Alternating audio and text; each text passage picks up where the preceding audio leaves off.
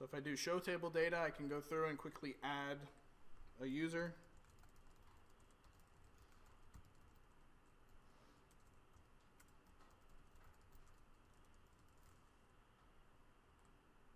So I now have a user in my database. So the only piece I have left now is I need to actually take the values from my data reader and pump them into user objects. First thing I need to check is my user. My ID here is a GUID, so I'm going to change that to be an integer. That's going to cause some ripple effects, and we'll address them in a little bit. So I'll do new user.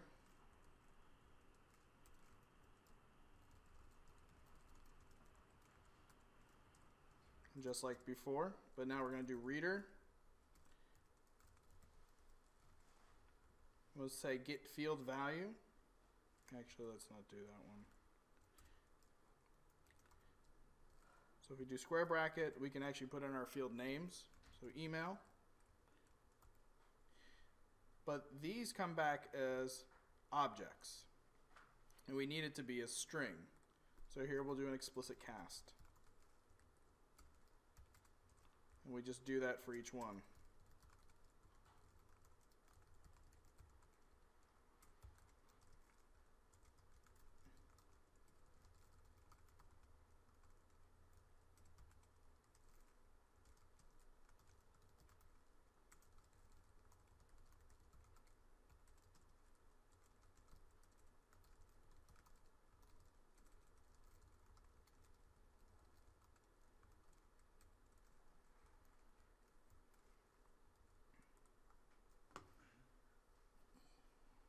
ToString not work there?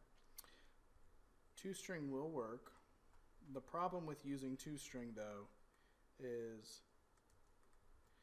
if there's a field that's null, you call ToString on a null field and you get an exception because there's nothing there to call ToString on.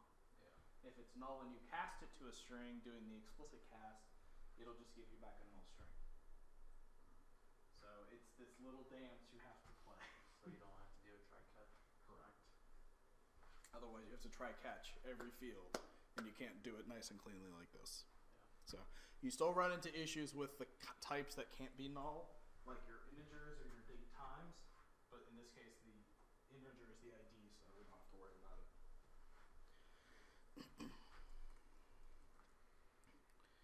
So that should do it for us. So that's just implementing one method, but we'll stick with the one method implementation. We'll jump back to our form. And the one that we need to worry about kind of out of the gate is this XML user utility doing the refresh. So I want this to be user utility. Not too hard. And then we have this new XML user utility. Let's go ahead and we'll comment that out and replace it with SQL user utility. Now we need to add the reference to bring in that new class library. So under solutions, I'm going to grab mod 5 SQL data access layer. We're going to have to add our using statement because we're doing it explicitly still. And then we should be able to run this, fingers crossed. Oh, we have to deal with the GUID issue.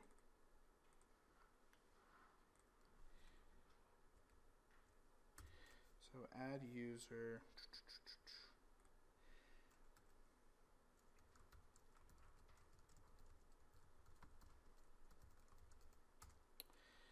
So if ds tables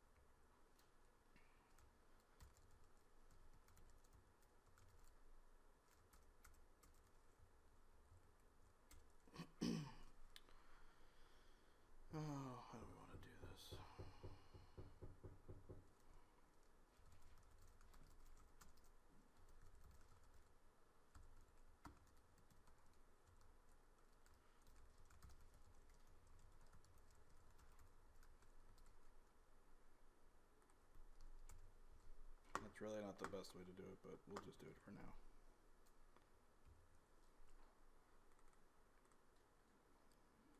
And this we're going to say int.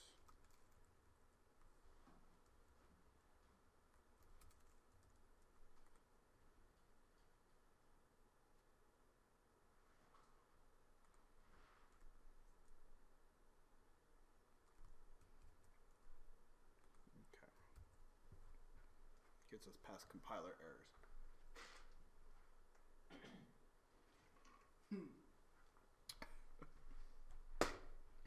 You want me to implement iList again? Okay. I'm going to take the chuckle as a no.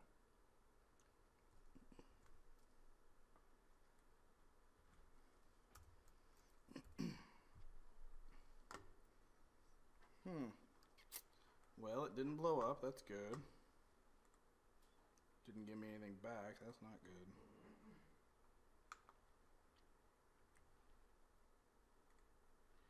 So let's put a breakpoint here. Run it again. No, we're still there. Exit. Run it again. So we'll step in here. Walk through here. Get all from users. That's right. Open the connection. Execute the reader.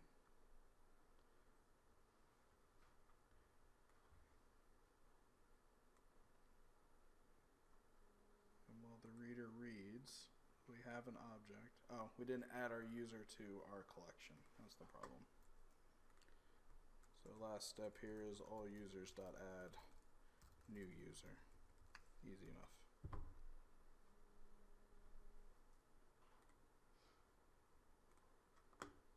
And there's our user.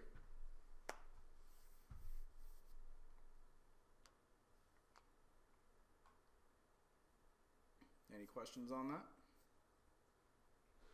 Is that a question? No. Oh, okay. Just making sure. All right, so now that we've kind of worked through one,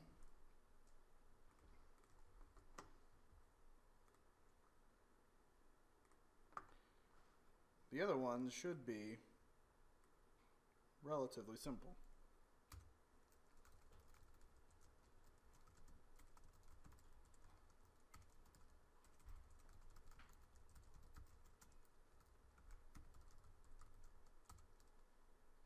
Now, there's no data that comes back from an insert.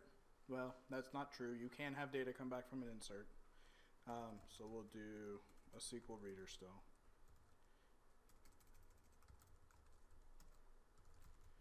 And I'll show you how to do that. So our command will be insert into users, first name, last name, email, password.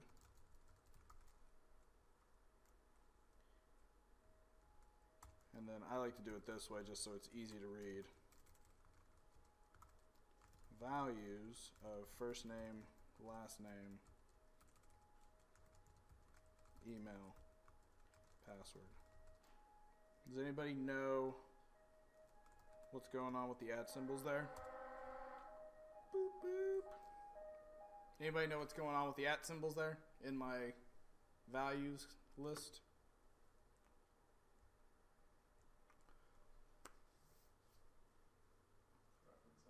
Huh? It's referencing?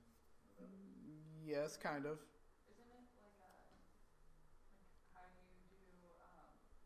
know database something. It is. No, it's how you create the variables. Yeah, we're going over this right now. Yeah. Oh, right.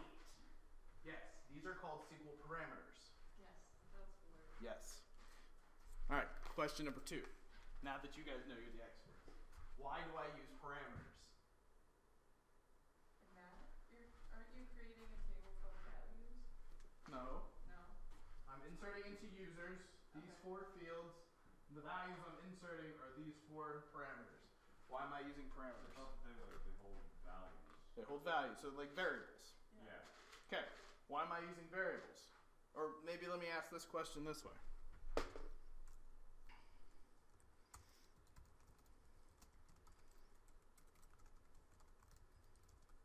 Why am I not doing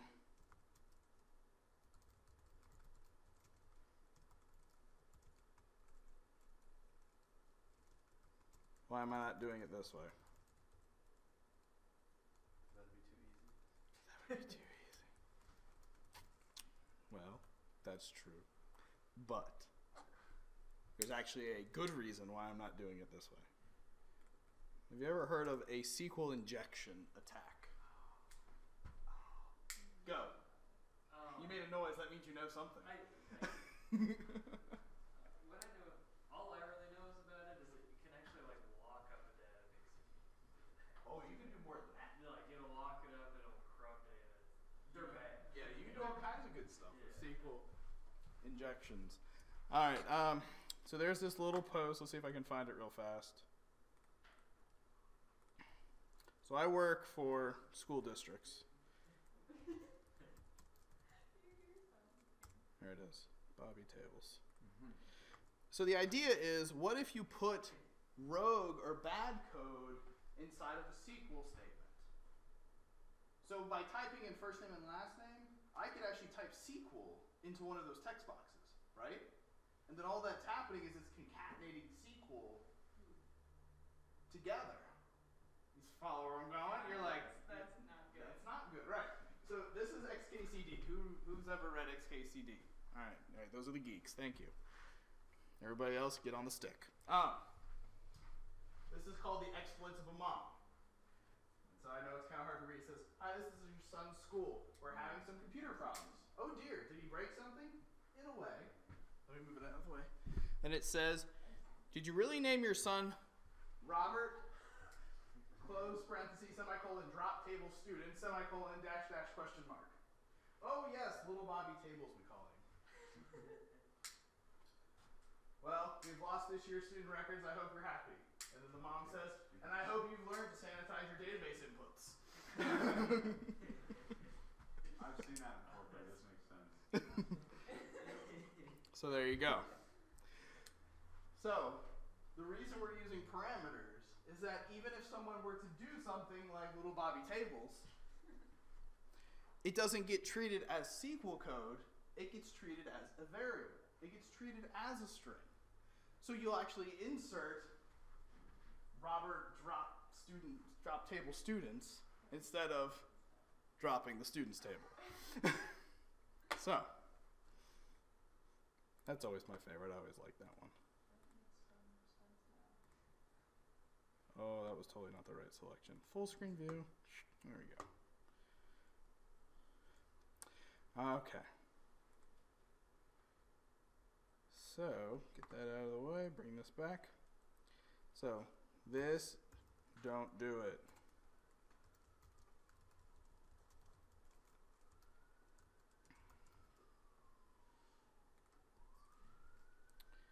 This, you do. So, how do you actually pass these variables in? How do you set these parameters? Well, one of the properties off your SQL command object, or any command object, is .parameters. So there's an add range, and add with value. Add with value is new. Somebody got really annoyed with the people at Microsoft and they started to listen. Add, you basically give it either an object, which is very ambiguous, or you give it the name of the parameter, but then you have to take that parameter object that gets returned back and store it in a variable so you can actually put the value in there. So it took like 3 lines of code to add parameters. It was very... So I always wrote utility classes to make them one-liners. Well, they decided to actually make it part of the framework. So now you simply say parameter name, including the @ symbol, first name, and then the value. In this case, it's template.firstname. And we just do this over and over again.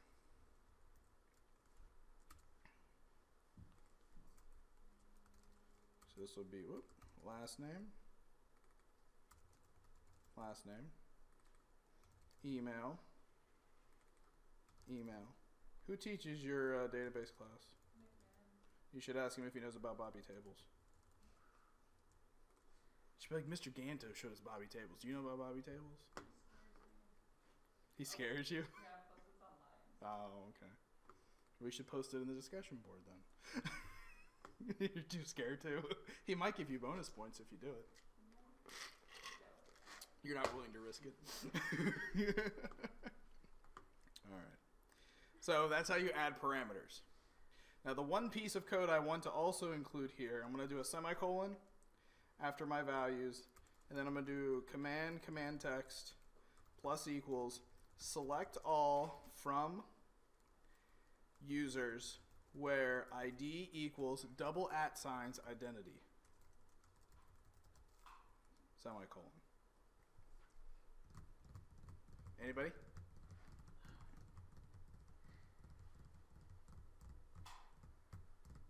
What does that do?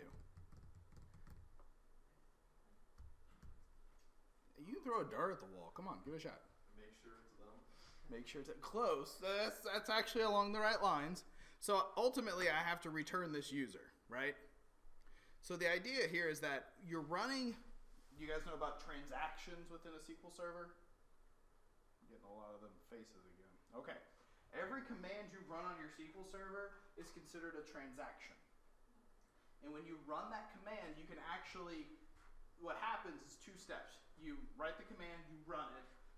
The command you're running gets submitted as a transaction to be committed.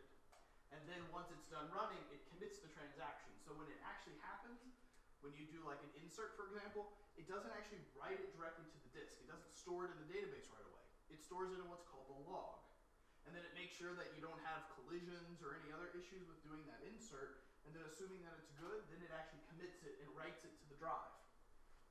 You can actually start a transaction, run a whole bunch of steps, and then if some error happens, you can actually roll back that transaction. So you could go through and delete an entire table's worth of data, and as long as you start it as a transaction, like an explicit transaction, you can say, just kidding, roll back, and it'll undelete everything.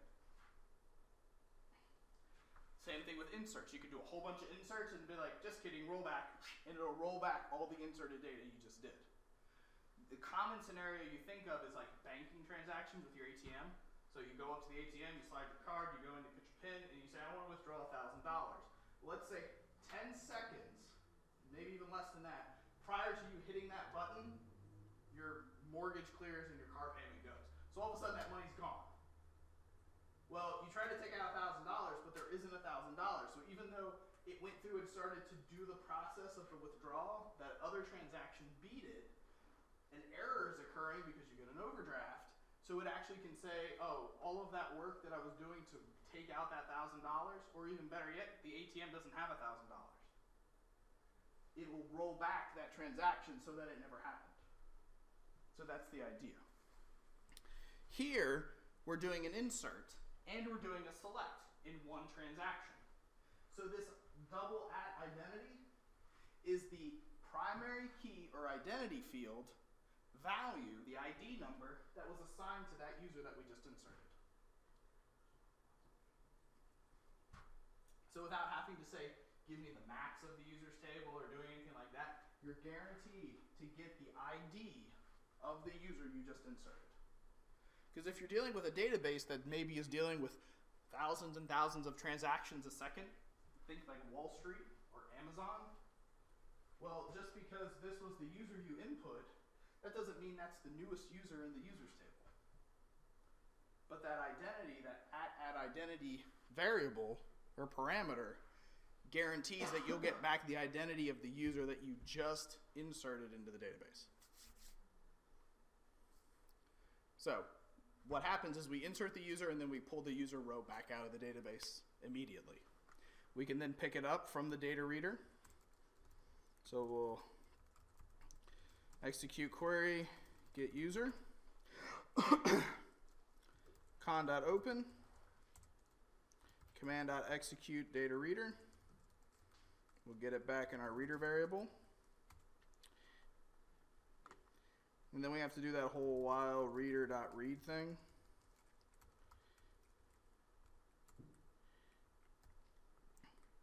Now your brain should automatically go, you mean I gotta write that code again? Did anybody's brain do that? So what do you want to do? You want to go up, scroll up, copy and paste, right? Instead, I'm gonna do this. User, new user equals build user object.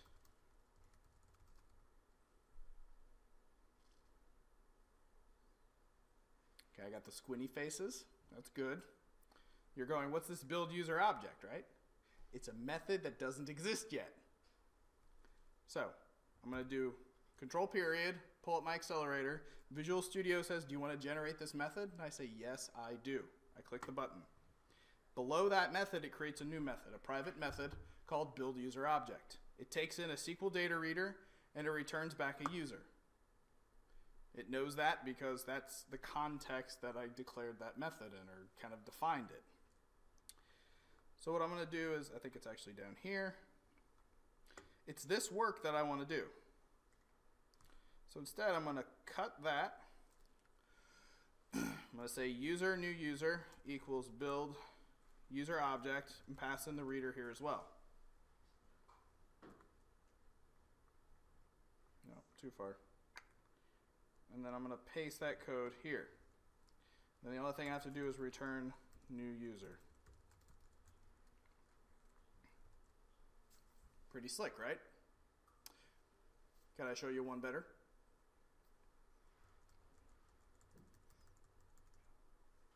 Undo, undo, undo, undo, undo. And undo, undo, undo, undo, undo. All right. So I get here and I have to write that code. I want to create that method. I'm going to scroll down here. I'm just going to highlight this block. I'm going to right click on it. I'm going to go up to this refactor menu option, and I'm going to extract a method from that block of code. I'm going to call it build user object. I'm going to hit enter.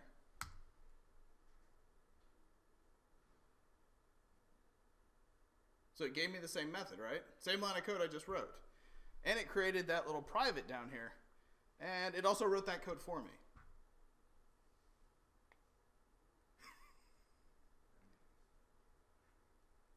So if you see a chunk of code that you want to convert into a method, it doesn't always do it great, I'll be honest. But for basic stuff like what we just did, it does a very good job.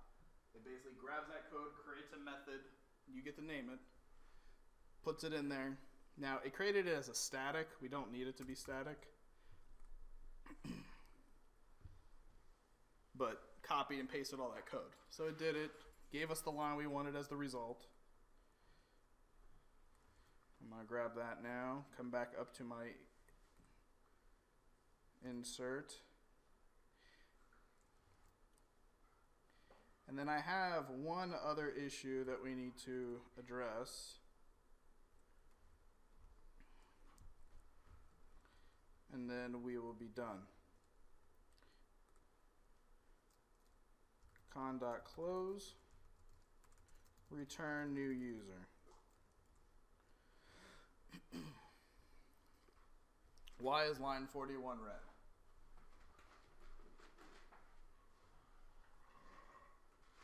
I need to scroll up for you guys.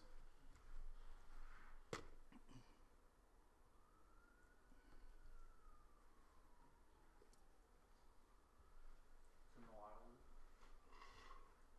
It's in the while loop? Okay. And why is that a problem? It needs to be declared outside the while loop. Correct. Do you want to elaborate? Move user new user outside the while loop. What? You move user new user outside the while loop. So move the variable declaration outside of the while. Yeah. Can you explain why I have to do that?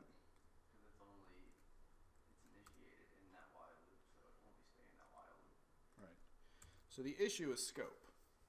Because the variable is declared inside of those curly brackets, it only exists within the scope of those curly brackets. Now, even though it actually gets set inside the curly brackets, that's fine, but in order for the rest of the code in this function to be able to see this variable, it has to be declared outside of those curly brackets. So remember, your scope is defined by your curly brackets. So if you want to have a variable be more accessible, that's why you got to move it up and out. Same thing goes here. Because I declare that variable inside of that loop, that variable no longer exists once I hit that curly bracket. Anything after it, it doesn't exist. You need to set it to like null or something. Yes. The other issue is if this never loops, this becomes an uninitialized variable. So you'll have to set it to null. So if you never loop, this will return null. Okay. So we'll go ahead and run. So if I add a user,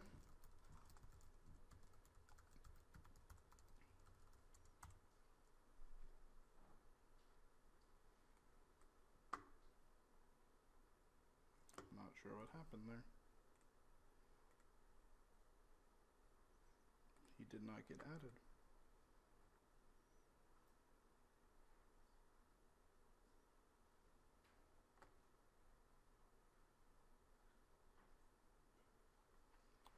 Insert into users.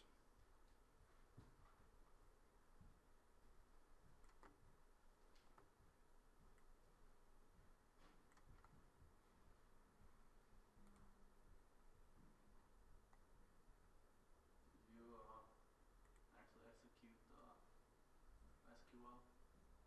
Mm-hmm.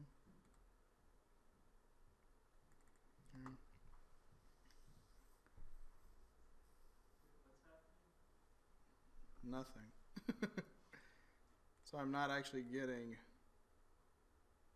a row inserted. Insert into users.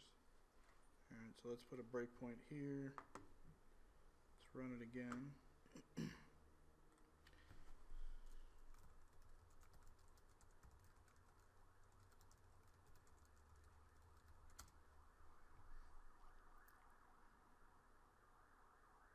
It's not even happening. Method is what? No, I know what it is. It's that this also contains a reference to the user utility, and it is pointing to the wrong utility class. So this should be I user utility, and this should now be a new SQL user utility.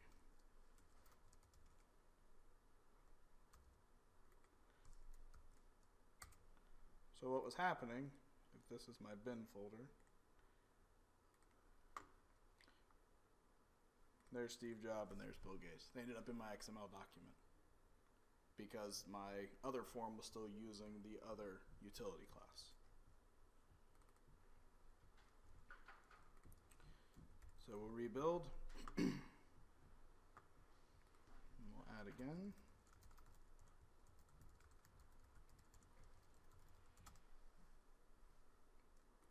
Big code. There we go.